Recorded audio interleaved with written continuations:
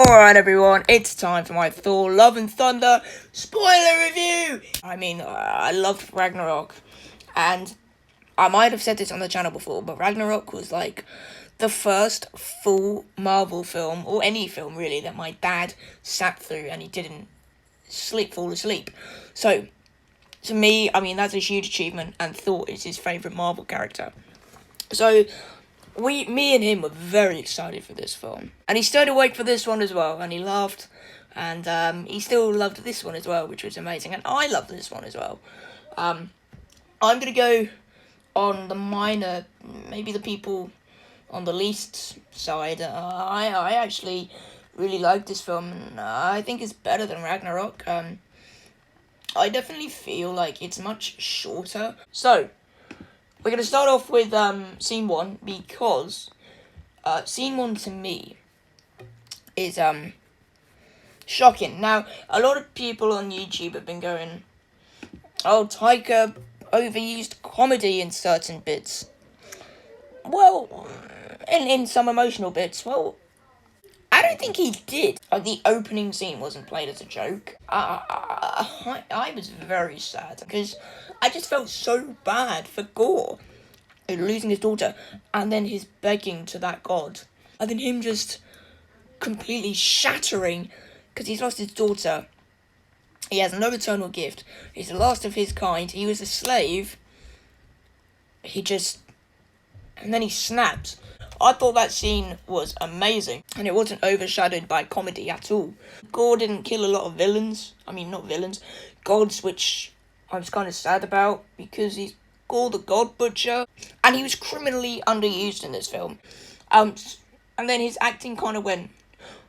I was kind of cringing a bit, but in a good way, because he's possessed, and so he was acting really like, oh, and like laughing and talking in like a British accent and switching, and it was like, oh, okay, it's going to take a while for me to get used to, but I think that's what it was supposed to do to you. Like, I think when you saw him act like that, I think he was supposed to go, oh, a bit cringy, oh. Then we have, Thor, not Mighty Thor first, Thor first, because it is his film.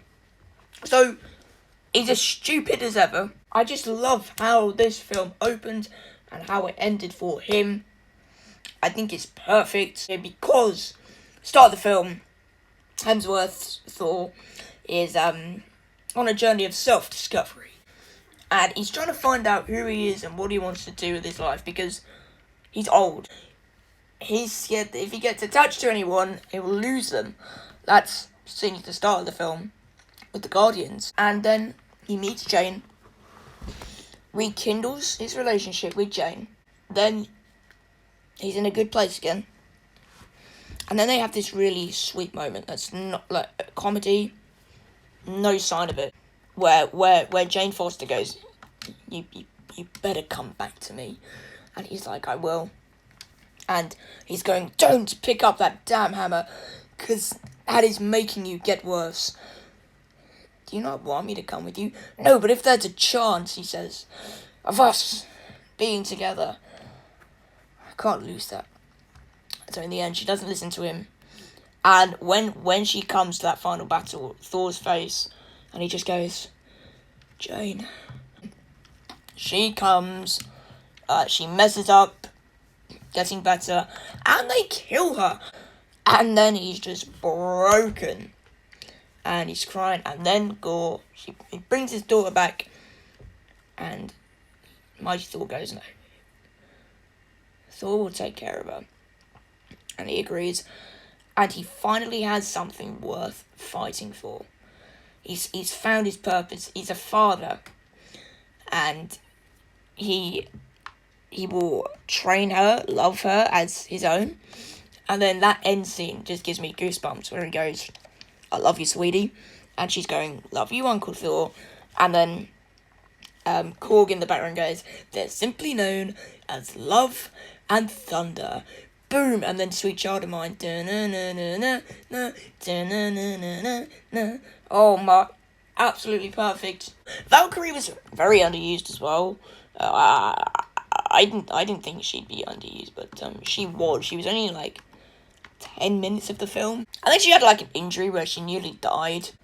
She didn't, and then she wasn't in the film for the rest of the time. Like, her plot from the trailer, like, it seemed like she hated being king and she wanted an adventure, and maybe she was gonna give up the throne or blah blah blah.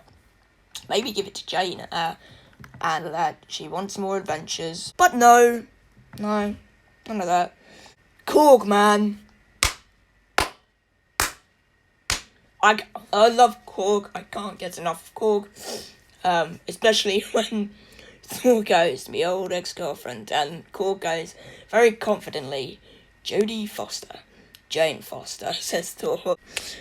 He met a guy named Dwayne, The Rock Johnson. I mean, I laughed at that a lot. Like, he was funnier in Ragnarok, and I think he has a bigger part. Like, he's now coming on the adventures with Thor, Mighty Thor, and Valkyrie. Like, in Ragnarok, he was kind of a side character, but he's put at the forefront here.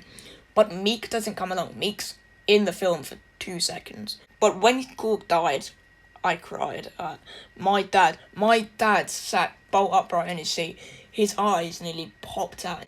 And he was going, Thor, I'm going, bro. And then Thor going, Corgi.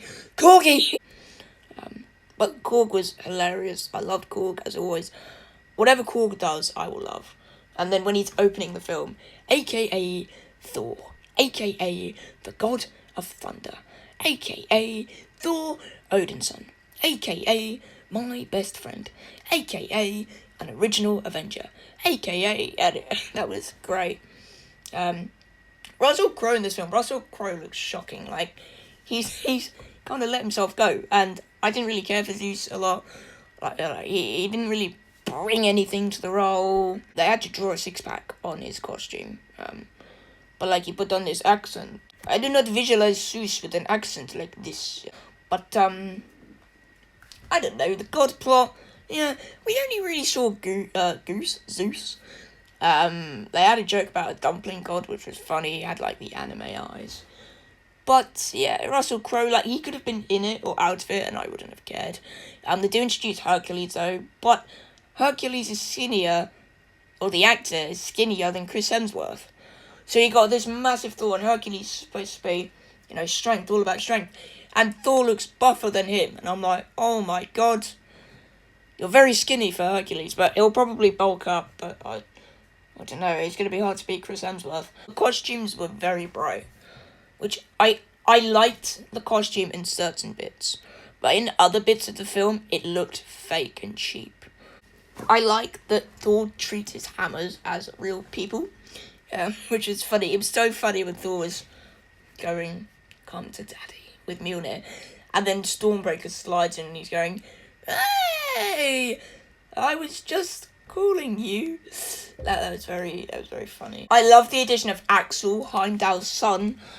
Oh my, that was great. And then Heimdall appears at the end when Jane goes to Valhalla. Let's talk about Jane. Jane, for me, was a hard one because she was so serious in 1 and 2, and so it's really weird to see her being an idiot. Well, not being an idiot, but joking about. And they don't reference any of them, so even if you haven't seen Thor 1 and Thor 2, and you just go and see Thor 4, you'll think this is a completely new character, because it basically is. I feel like we kind of just brought her back to bring her back for Mighty Thor, like, just for fan service. It was lovely. Don't get me wrong, it was lovely having her back. It was lovely. It served Thor well. But Jane as her own character, yeah, okay, she's just there. She has no goal, like, obviously to beat cancer, but she doesn't seem too bothered that it's stage 4. Which I don't think that's how a person would act in real life. Let me be honest with you. She says she's here to save the kids, but just here to serve Thor and better Thor as a character. Like, there's nothing that stands out to me as going, right, this is what Jane's all about. This is her own character. There was none of that. So that was a bit of disappointment. Russell Crowe turned evil at the end of the film. Fine, I don't care. And the Guardians were underused like hell. Just my personal opinion, but the fight scenes, the CG, the costumes, great. I mean, this film, I'd probably give it 8.5. The only reason I wouldn't give it 10, make it longer.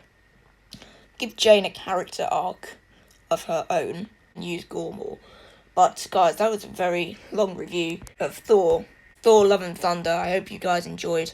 Thank you for watching. And Taika Waititi, if you don't come back for Thor 5, or if there isn't Thor 5, thank you for what you've done for the character. Because I speak for myself. I've really bloody enjoyed it. So, thank you, Taika Waititi.